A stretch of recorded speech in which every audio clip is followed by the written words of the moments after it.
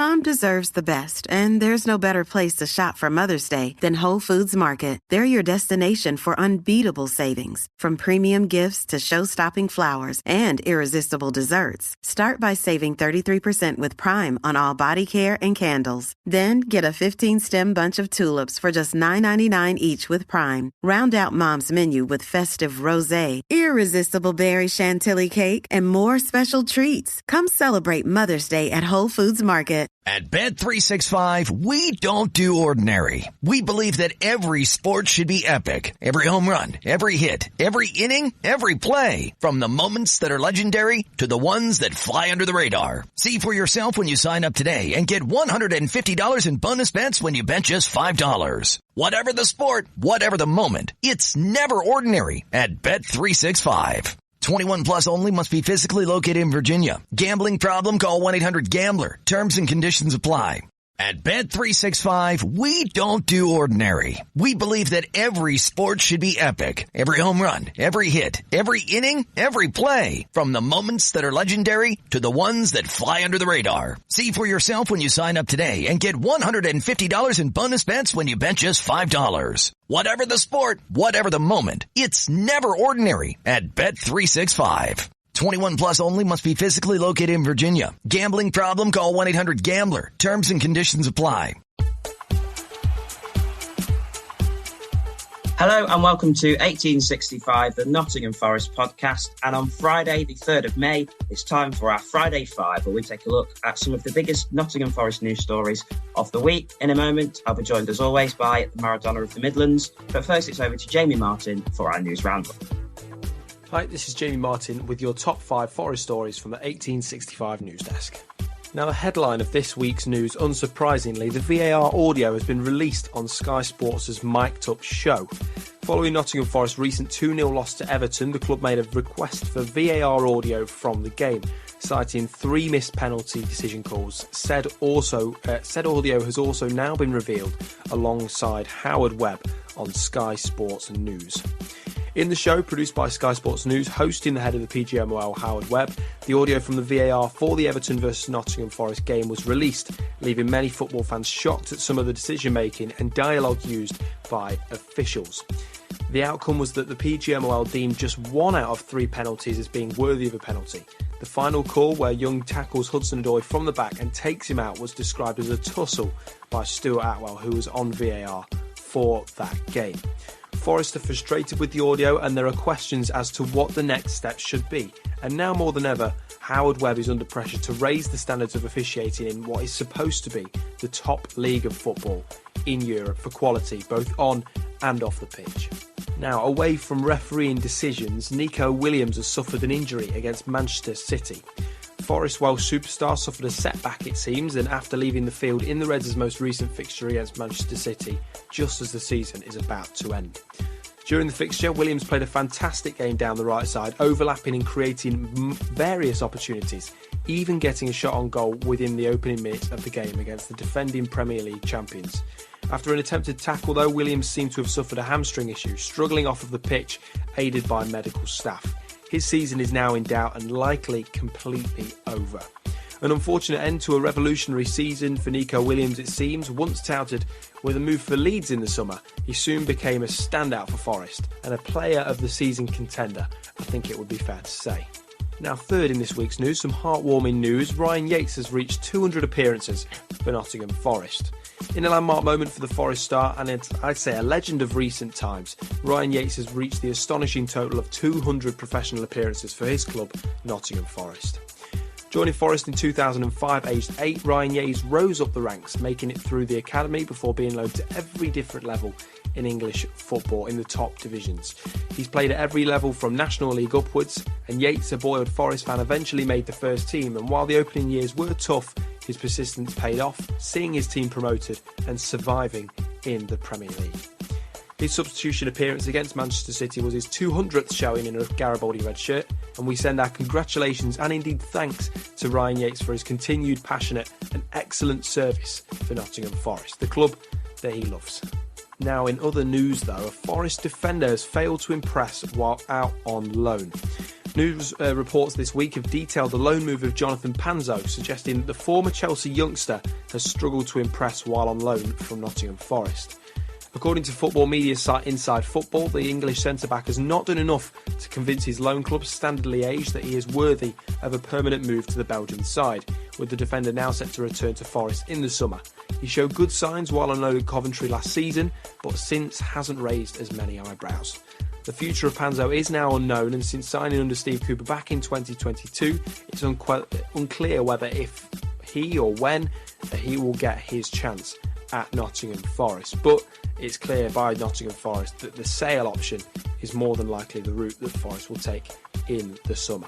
And finally, in this week's news, Sky have reported that Forest will face a punishment for their club statement. Sky Sports News' Rob Dorset, a senior reporter for the broadcaster, this week revealed that Nottingham Forest will face a punishment for a statement which the FA felt questioned the integrity of the game following a controversial loss to Everton recently.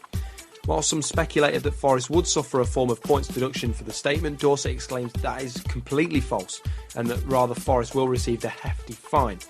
This comes despite Howard Webb's admission that Reds should have had at least one penalty awarded by VAR, but regardless, the FA sees any club who've questioned the integrity of the game as worthy of punishment, and in their eyes, Forest have done exactly that.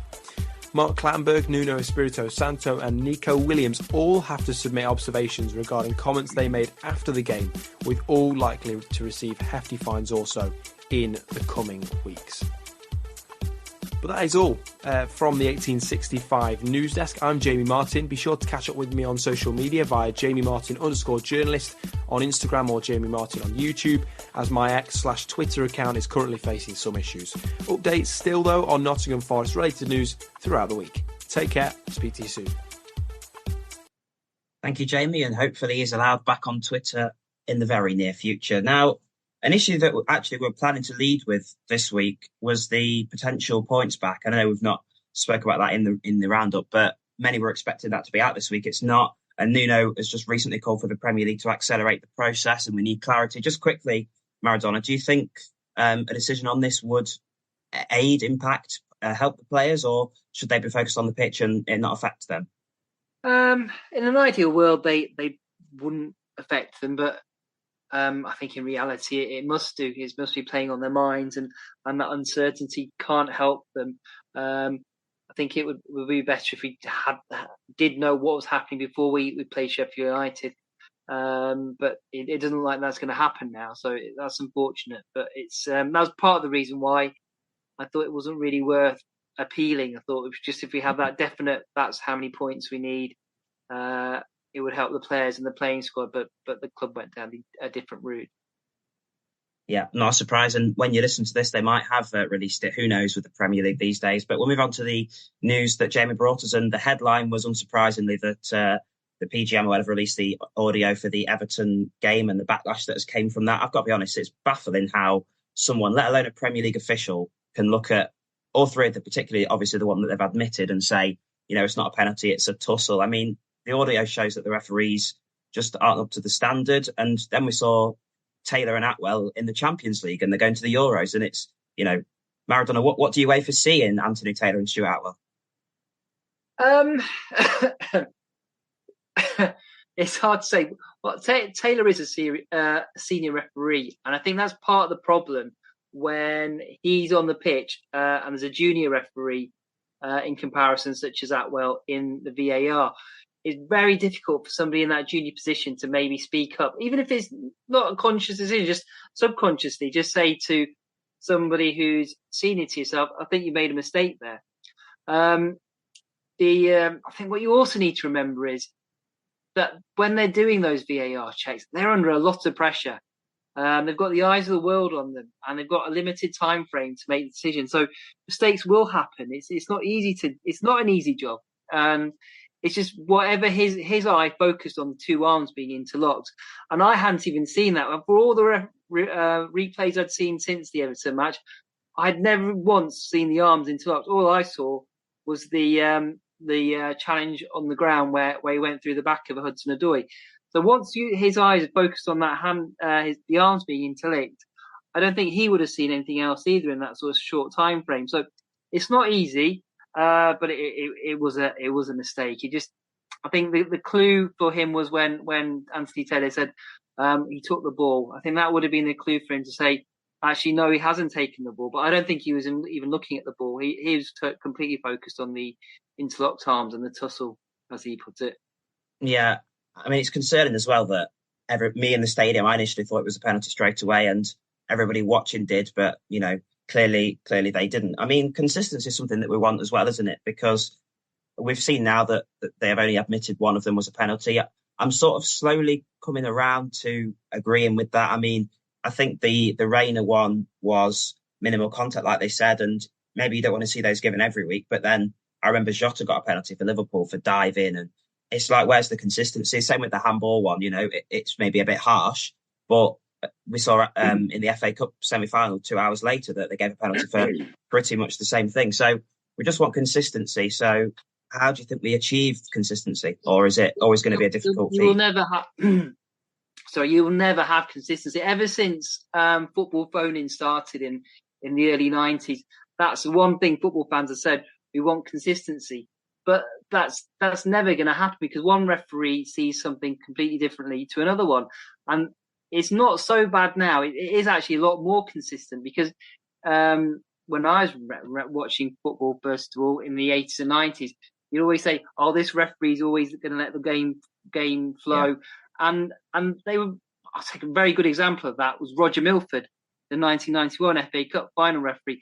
And before the Cup final, Forest fans and football fans in general loved Roger Milford because he had a little joke with the players. He wasn't card happy. He let the game flow. But on that occasion, Gaza went over the top and should have been sent off. But because his style was never to rashly give out cards, he didn't do it. And that's I think we have achieved a bit more consistency in that respect. But one referee is always going to see an instance slightly different to another one. And that's just the way of the world. I agree with you. The Reina one, for me, wasn't a penalty. I went through the first 35, 40 years of my life watching football without ever seeing a penalty given for a challenge like that, where a player kicking the ball or attempting to kick the ball was judged to have fouled somebody. And just because there's a little bit of contact, it doesn't mean it's a foul. And Reina planted his foot and then took a dive. And the handball is 50-50. It could have gone either way. So I don't have a problem with that either. They've always been, even before the days of VAR, when it just used to be accidental or not, you'd still get some were given, sometimes some aren't. And I think everybody would be a lot happier if we just accepted these mistakes are going to happen and there's not going to be consistency. Once you accept that, it's okay. You can live with it. It's just trying to strive for the consistency, and hearing professionals and managers say, we want consistency. Yeah. They work in the industry. They should know you're never going to get consistency like that. So that's the nub of the issue, I'm afraid. Yeah, and I think VAR has actually heightened it, because you mentioned referees can be different sort of between games. I don't think fans really minded that, because every referee is going to be different, like you say. But when then you've got VAR involved and it's under scrutiny and the letter of the law is there, you then expect that consistency to be ramped up. And then because it hasn't been, it heightens issues and people talk about it a lot more. So I personally don't think VAR has actually helped it. And maybe coming off the back of the game, if Forest had been denied all 3 penalties, you might be a bit like, we should have got a penalty, but, it's one of them. The referee clearly thought he got the ball, and you might be able to accept that. But do you think because of VAR, people aren't accepting it as much anymore? Yeah, I think that's 100% correct. There's an expectation that because you slow it down and look at it a few times, you should be able to make a black and white decision about things. But it's still very difficult, because there's a degree of contact. There's intention involved in football. How much force there was, and you're just judging it from your own experiences and what you see with your own eyes. And people's eyes are notoriously unreliable. So in criminal cases and things like that, witnesses have been proven to be terribly inconsistent. 3 or 4 people can see the same thing and come up with different versions of the same event. So it's always going to be like that. We're on the road. I was never for VAR, and we're on the road to ruining what was the most popular sport in the world, the simplest sport in the world, and the most enjoyable sport in the world, in this misguided attempt to achieve 100% accuracy. It's never going to happen. And for just to improve that 2 or 3% of errors that were being made, we sacrificed so much. That spontaneity of a goal being scored, the joy of just sort of rolling with it and just having fun, is just not having, just waiting for the offside flag. And if it's not gone up, you can celebrate. We've given up so much just to get it right, and I don't think it's still not going to be right. And we've just ruined it for ourselves. We've just made it more and more complicated. The other beauty of football, what used to be, it was essentially the same game if you played it on the park and in the World Cup final. You just needed a couple of goalposts, a ball, and there you go. You can go ahead and play the game. And it was as simple. That's why it's been so popular around the world. It's so easy to understand. I've tried watching American sport because I quite like the idea of the culture around it and the fun that people seem to have. But I can't sit through more than 5 or 10 minutes of it because it's just baffling and it's stop-starts and it's so complicated. And why are we ruining football? It was fine. It was perfectly fine before all this. Let's go back to pre-VAR and just enjoy it again. And have a moan when the referee gets it wrong. There's nothing wrong with that. Yeah, 100%. I agree with you. And the fact that now they're on about introducing, sort of trying to get away for the fans to hear the referee's decisions and things, I just think they're going to make the issue a lot worse. But Jamie mentioned it in terms of sort of the last story, but we'll talk about it now because we're on the subject, and it's about the post-match comments. I mean, Howard Webb did quite well to go on Sky and not bring it up, although it was Michael Owen who was questioning him. And, you know, he didn't talk about the statements, but we've heard that the club might find a verdict about that maybe late this week or next week. Nuno, Neco, and probably the club can expect punishment. So I think much like the points deduction cycle, we just want this over with, don't we? Yeah, I mean, it's inevitable. It was inevitable as soon as they put it out, which is all the more reason why it's so farcical that the club did put that statement out. It's just a question of how severe they want to go. If you weren't already embroiled in a points deduction, they may well have gone, right, it was so serious, you deserve 2 points off or something. But because we're already in the middle of that, and I think it would just be a very, very heavy fine. Probably I wouldn't be surprised if it's a record fine from the Premier League for what we said. It'll be 2 weeks fines for Neco and Nuno, and I don't know, $250,000, $500,000. I don't know how much they're going to fine us, but I think it'll be a pretty massive fine. Would you expect Marinakis to front up from it? Because we heard that the statement very much came from the top of the club and it was them driving it, them who wanted to put it out at half time. So would you be expecting him to front up that payment?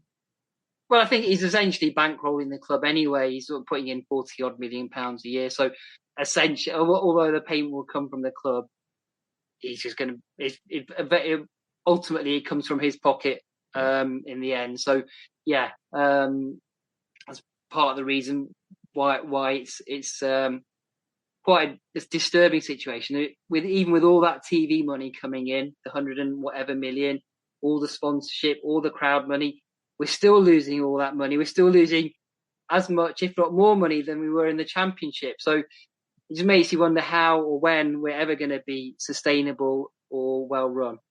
Yeah.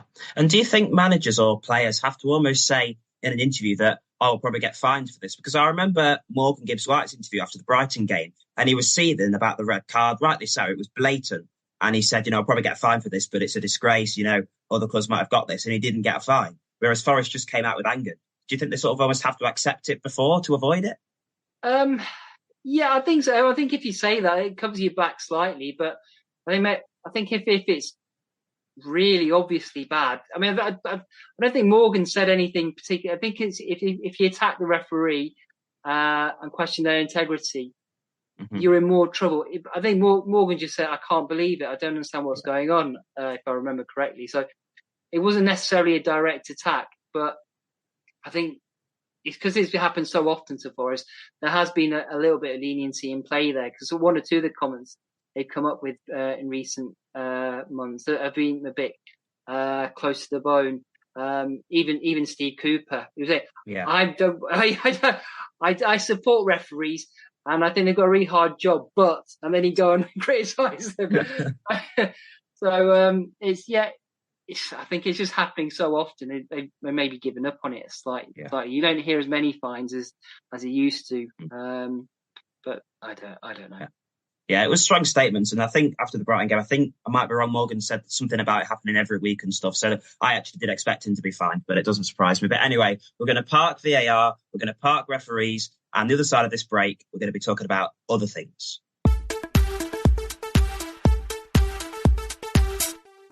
At Bet365, we don't do ordinary. We believe that every sport should be epic. Every home run, every hit, every inning, every play. From the moments that are legendary to the ones that fly under the radar. Whether it's a walk-off grand slam or a base hit to center field. Whatever the sport, whatever the moment, it's never ordinary at Bet365. 21 plus only, must be physically located in Virginia. Gambling problem? Call 1-800-GAMBLER. Like all of our podcasts this season, this episode of 1865, the Nottingham Forest Podcast, is sponsored by Greene King Sport, where football is more than a game. Make Greene King your go-to destination for the season's final stretch. But why? Well, for one, you can wash every televised Forest game down with delicious food and refreshing beverages. And with 900 sports pubs dotted around the UK, chances are you're within walking distance of your local Greene King.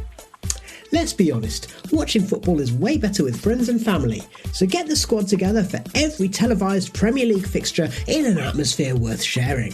That includes huge title showdowns, huge, the race for European qualification, and nail-biting relegation six-pointers, unfortunately involving our very own Nottingham Forest. Don't forget to download the Greene King Sport app to enjoy exclusive competitions and discounts whenever there's a game on. Now it's back to your podcast. You're listening to 1865, the Nottingham Forest Podcast.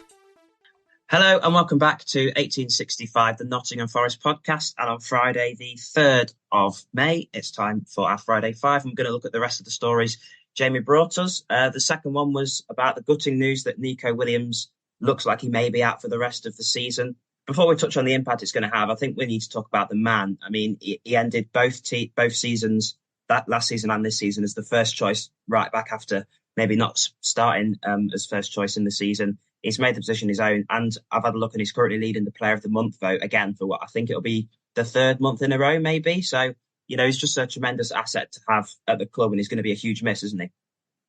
He is, yeah. He surprised me this season with his level of performances, but he's really got everything. He's so athletic, he's quick, he gets forward. He's really the epitome of a modern fullback, he's done really, really well. And it was such a pity because when he got injured as well, he just put in such a brilliant challenge to block the cross. So it's doubly harsh, really, on him to get injured and then to concede the goal as well from the player he was supposed to be marking. It was a cruel irony, but I saw a report today saying that Forest are going to assess him before the Sheffield United game. So hopefully it's not as bad as it appeared, because it looked like he was out for the season then. If it looked like a hamstring, but if they're in a position to assess him, it's maybe not quite so serious. Yeah, it might be a bit of a risk for us because obviously Murillo and Bolly obviously went off as well, and we've seen them in training and they look all right. But if you may be playing 3 players that have got knocks, it might not be the best, particularly against Sheffield United for that battle. So we'll look at the replacements. I mean, personally, I think I'd go for Tavares. I think I'd like to see Forest go back to a back 4 because I know people liked the performance, but I think we need to take the spirit and the fight against City. But I think we've just got to go back to the way we play our own football and be confident that playing the way Nuno wants us to, we can go and get the 3 points at Bramall Lane. So I think we need to go back to a back 4. That means I wouldn't trust Montiel playing as right back. It'd be a liability doing that. He was all right at wing back, in fairness. So personally, I'd put Tavares in and stick Aina on the right. But what were you thinking in terms of a replacement? Yeah, maybe. You're never 100% sure of Tavares' fitness. He's not played for a while now, has he? So I don't know how fit he's going to be. But Montiel's a funny player because he can, one match he looks like the player he is, a World Cup winner and a brilliant player. And then the next match he looks absolutely awful. Looks like he's never played football before. So you're taking a bit of a gamble when you pick him and play him on the pitch. But yeah, I don't know. I'm not sure I wasn't sure when I saw the formation of the team last week. I thought we were going to get overrun in midfield, but as it happened, Williams and Aina sort of packed the midfield. Really, we were only really playing with three at the back for most of that game, so it worked quite well. Sheffield United, I think they're still playing with the three at the back again now, but I don't know. It's not really a game about formations, that one, or tactics. It's just going to be blood and thunder. It's going to be who wants it more, and who's going to be the hardest team. So I think whoever they pick, they're just going to pick their warriors now for us for the next 2 or 3 games. You just go out there and give it all and battle hard, and don't worry too much about tactics and formations. Well, it's a good job you're not the manager then, because it doesn't sound like I got a full answer there. But we'll look at, Jamie mentioned about player of the season potentially. There's quite a lot of candidates, isn't there? I mean, you think of maybe Gibbs White, Awoniyi, Murillo's definitely up there as well, and probably Chris Wood as well. Where would Neco be in the rankings for you? Yeah, he's up there. I'd say probably Murillo's the outstanding candidate, isn't he? He's the one who's maybe had the most impact since he came in. Taiwo's not really been featuring much, so I'd be surprised if it was. I think I meant Wood, not Taiwo. I don't know why I said Taiwo. Okay, and even Wood, he's going to sort of divide opinion. Yeah. I had a horrible feeling when he missed that chance against Tottenham that was the beginning of the end for him. I thought that first goal was so beautiful. I think that was his Forest career peaking then. I thought, okay, we're going to go down the other side of the curve now. It looks like it is that way from the last couple of performances. But yeah, I think it'll be probably Murillo. But yeah, Neco's right up there. He deserves to be in contention. Yeah, and certainly the story gives it, a lot more gravitas. But we'll move on to somebody who possibly won't be winning that award, because half of the fan base will vote for him and half of the fan base will probably do everything they can to stop him from winning the award. And that's Ryan Yates, who has just got 200 appearances as a Nottingham Forest player. I mean, it's such a heartwarming video. I don't know if you probably saw the social media video that they did. It was fantastic. And, I've said lots of times on this podcast how much I absolutely love him. I think he's an inspiration. I think he's everything you'd want in a captain. He knows what it's like, what it means to put on the shirt. And despite a few shaky games recently, I think he's better on the ball than people give him credit for, and I'd start him every match. So 200 games for a club these days is a great achievement in modern football, isn't it? It is, yeah, and I completely 100% agree with you. He's, for me, he's often played slightly out of position as sort of the holding midfielder. I think you sort of lose half of his strength there, that sort of drive, and he's got this natural ability of arriving in the box. And I think if he could just add goals to his game, he would get so much more credit, and he'd probably be a much sought-after player, sort of from other clubs as well, because he's got everything else. He battles hard, he runs all day long, and yeah, I agree with you. He's better on the ball than people give credit for. He might not be able to do a 40-yard pass from one side of the pitch to the other, but that's not really what you want every single player in your team to do. You need a mixture of players who can just keep it simple, break it up, play it on, break it up, play it on, get that rhythm going in your team. And I think the people who criticise him really don't understand what his abilities are and how important he is for the team and the club as well. Every single manager picks him. They can't all be wrong. Yeah. No, exactly. And I think the resilience is what I love about him so much, because I remember when he made his debut, it was exciting, but we went through a year of playing Yates and Colback in midfield, and it was when they both weren't performing very well, and it was, sacrilege, but he came through that and was perhaps one of the best players in our promotion season. So yeah, his resilience, and you're right, that's why every manager selects him, because you need someone like that in midfield. Would he start for you in the final three? I mean, I think he should start every game, and I think that the Everton game showed why he needs to play, because we saw Danilo and Dominguez in midfield shirking away from challenges, not getting stuck in. I don't think with Yates you'd get that. He'd understand the importance of going to Bramall Lane, getting a win for Forest and trying to keep them in the Premier League. So for me, he'd start the last three. Would he for you? Yeah, 100%. Yeah, he definitely starts, especially at Sheffield United. It's a game made for him. He will absolutely love playing there, and I hope he can drive us on to victory. Fingers crossed.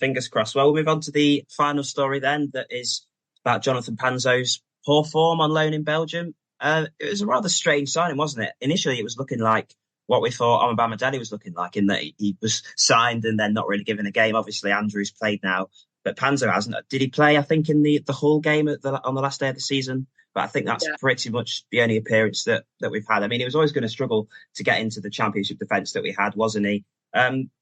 It would make sense, wouldn't it, for the club to just move him on in the summer and let him go on to new things? Yeah, I mean, when he was coming through as a youngster, he was very highly rated and had showed a lot of potential.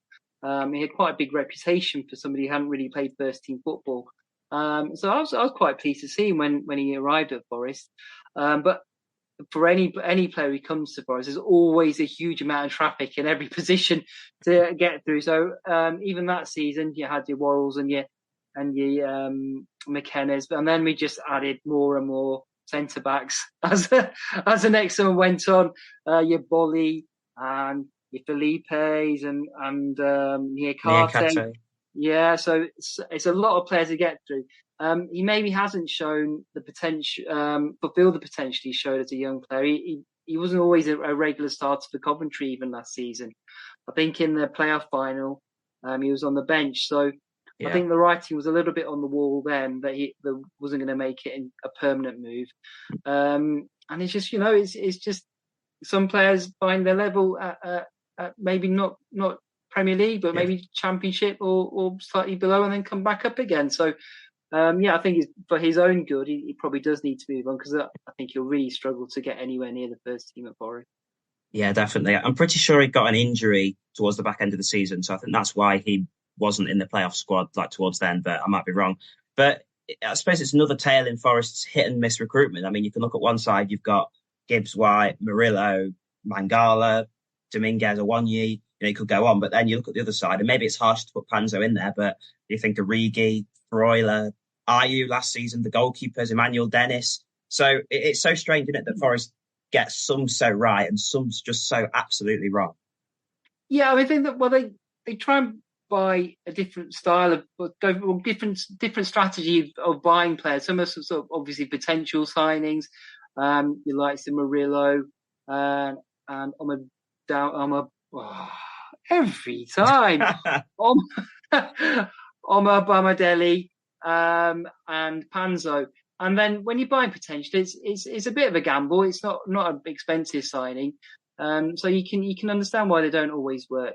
It's the ones where they sort of commit a huge amount of money and then they don't. Well, that sort of hurts you. Or when they bring in people like Ayew sort of at the end of their career. I think that's probably a Steve Cooper signing just because he knew him well. And when you've signed so many players, if you're signing so many players, only 11 of them can play at any one time. So if you're signing 30 odd players, 20 of them are going to look like they're not working at any one time because only 11 of them can play. So it's difficult. If you're only signing 2 or 3 players, there's a much greater chance that those players get game time, and then they can either play themselves into form or acclimatise to the league. When there's so many players, and there's a long list of people like Bowler, Panzo, Shelby, Huang, loads and loads of players who've never even got near the first team. They're obviously going to look like flops because there was never a space for them to move into the first team in the first place. So those are the ones that don't make any sense, and you think, what did we really need to make them? Yeah, definitely. But I suppose the signings have kept us up, and we can give Forest thanks for that. You mentioned it earlier, just before we go. Sheffield United predictions, what we're thinking. I'll be there. I'm sure you'll find a way to listen to Colin Fray on the radio. So how are you feeling ahead of that one? I'm not confident because it's a horrible place to go. But I mean, I always think if we can work harder than them, battle hard, and that'll earn us the right to play. We've got better players. We've got to work, battle and outwork them first of all. If we don't do that, there's every chance we could lose. So you've got to put the hard yards in first, and then let the quality shine through. And if we do that, I think there's every chance we could win there. But I wouldn't put my house on it. Don't be doing that. Yeah, no, I definitely think we're a better side than them, and if you give us the points back, we'd be nearly double on their points. But like you say, if the fight's there and the belief is there from the squad and from the fans, I'm sure we can get over the line. But you're never sure with anything in Nottingham Forest, are you? So I think we'll leave it there. Thanks for joining me, Maradona. And thank you, listener. We'll be back after the Sheffield United game on Sunday night, Monday morning. The match report will be published. If you want to find us on social media or to find anywhere you want to listen to us, you can search the words 1865.football into your search engine and they'll come up there. But until then, have a great weekend and come on, you Reds.